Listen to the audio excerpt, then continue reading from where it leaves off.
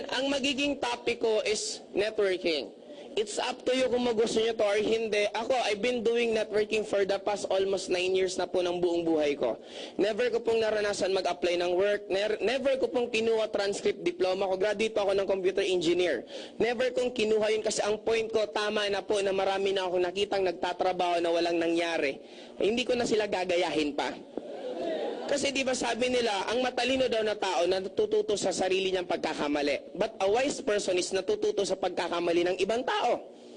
Ako dati, nung bagong salta po ako dito sa Metro Manila, ang advice sa akin ng ma'am ko, sabi niya, Joseph, pag naliligaw ka sa Manila, magtanong ka ng 3 tao. Magtanong ka sa 3 tao na iba-iba. Pag pare-pareho ang tinuturo nila, ibig sabihin, tama. Kayo, lampas bang 10 ang kakilala niyong nagtatrabaho na hanggang ngayon walang nangyayari? Lampas ba ng 20? Lampas ba ng 50? O bakit ginagaya mo pa sila?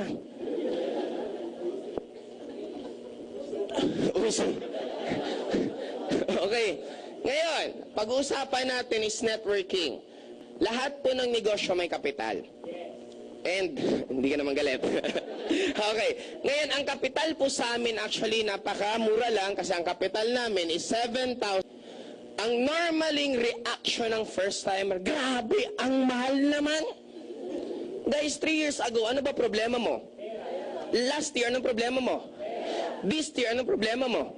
O, di wag ka nang nagugulat, matagal mo ng problema yan.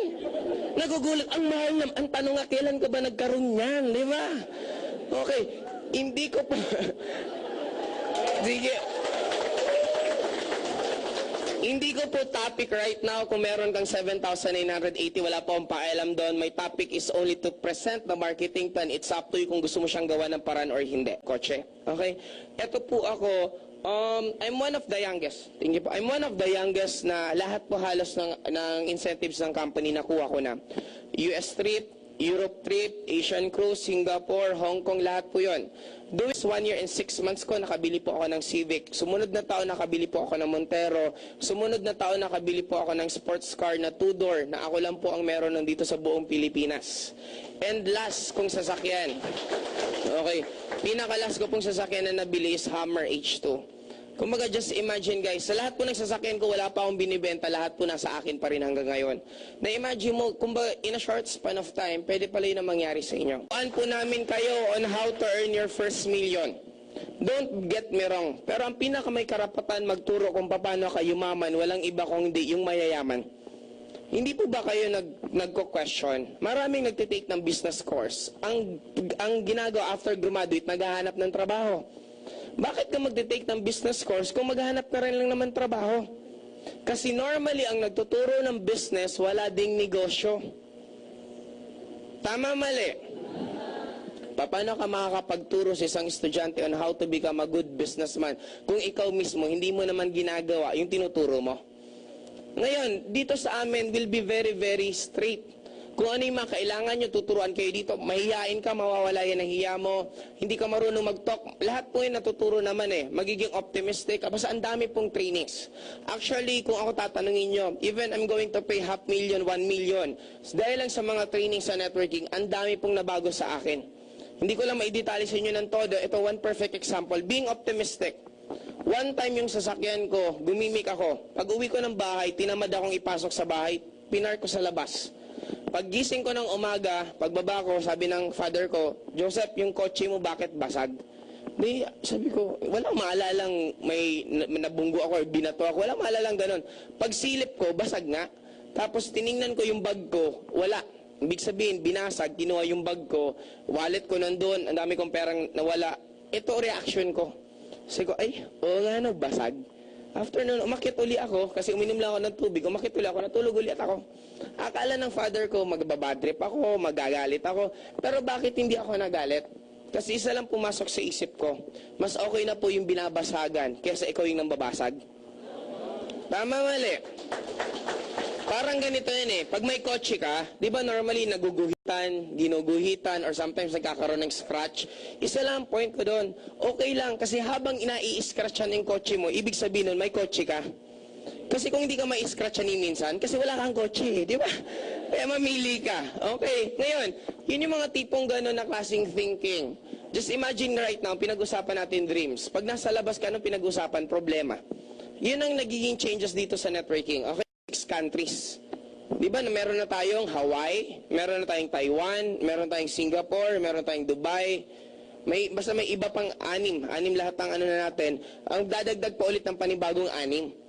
Kaya guys, ang laki-laki po ng market talaga natin. Kung Philippines, ako isa nang tinitingnan ko kung Philippines pumutok, sa Pilipinas ang 8,000 sweldo ng isang buwan, ng isang nagtatrabaho.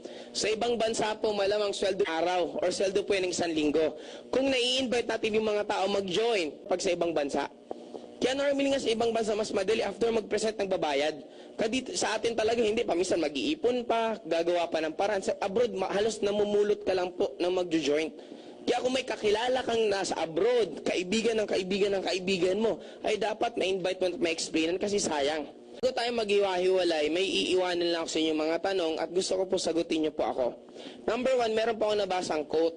Sabi nila, ang Filipino daw po pinanganak para maging mahirap. Totoo o hindi? Totoo o hindi? Okay, number 2, ang Filipino daw po napaka-negative thinker. Totoo o hindi? Last but not the least, 80% ng Pilipino hindi marunong tumingin ng numero. Totoo o hindi? Guys, actually, lahat po ng tinanong ko is 100%.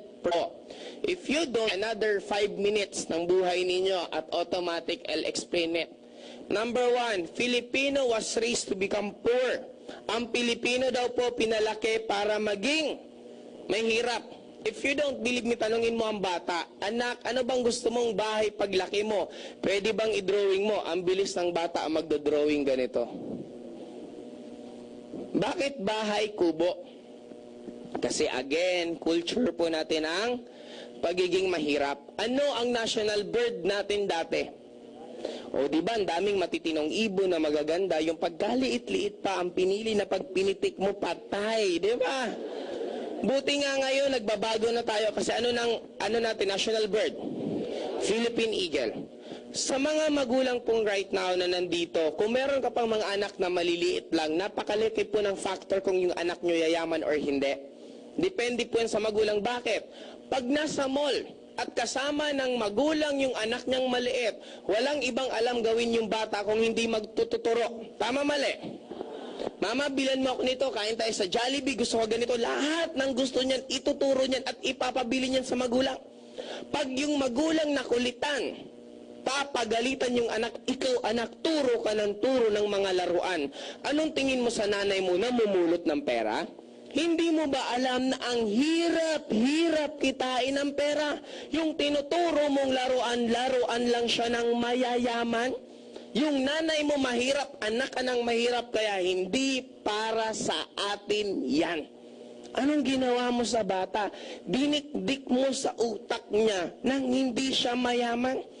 Pag lumaki yung bata at nabigyan ng isang opportunity na pwede siyang yumaman, isa lang ang initial reaction niyan. Ay, ayoko niyan, pang mayaman lang yan. Kaya tayo nahihirapan yumaman kasi we are trained na pag pang mayaman, hindi para sa atin, pag pang mahirap, i-grab mo kasi para sa'yo yan. Now, yun ang mga tipong dapat natin baguhin. Meron pa tayong famous na paniniwala, pag maliit ang kumot matutong. Guys, ako ang paniniwala ko, simple lang. Pag maliit ang kumot, bumili ka ng bago at ng malaki. Bakit mo papahirapan ang sarili mo magkukuyukot sa maliit na kumot, ang daming kumot na maluluwag? Kasi pag sinabi mong pag mahirap ka, ay pag sinabi mong pag mahirap ka, makontento ka na lang, parang hindi, ayaw mo nang baguhin eh. Guys, marami po sa atin ganon. Mahirap, tinanong ng magulang, tinanong ng anak, Mama, bakit po tayo mahirap?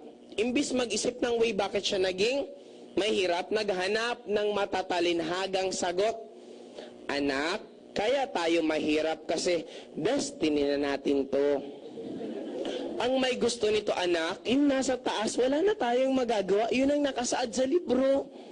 Mga libro-libro pang nalalaman. Sino bang gumagawa ng buhay natin? Tayo. Guys, I do believe ang Panginoon po natin is napakayaman kasi siya po ang may-ari ng buong mundo. Kung ang Panginoon at siya ang magulang natin, kung mayaman siya at tayo mga anak niya, ano po tayo dapat? Mayaman din po. Hindi po talaga dapat tayo maging mahirap. Dapat maging mayaman din po tayo. Okay, sunod. Ang Filipino, napaka-negative thinker. Sundan niyo po ako. 1 plus 1, 2. 2 plus 2, 4. 3 plus 3, 6. 4 plus 4, 8. 5 plus 5, 10. 6 plus 6, 12. 7 plus 7, 14. 8 plus 8, 18. 9 plus... Teka lang po, tapusin ko lang. Okay, 10 plus 10. Okay, ano sabi nyo? Alin? Okay guys, tayo po ang nagre-represent ng totoong Filipino. Sabi ko po kanina, sabayan nyo po ako. Habang po nagwa 1 plus 1, 2, 2 plus 2, 4, 3 plus 3, 6, may pa ibang sumasabay, pero karamihan hindi. Pero nung nagkamali po ako, doon naglakasan boses nyo. Yung 8 plus 8, 16, ha ha ha, di ba? Pinagtawanan mo pa.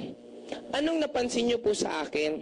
Yung nag-iisa ko pong mali, yung siyam ko pong tama, hindi nyo man lang po na-appreciate.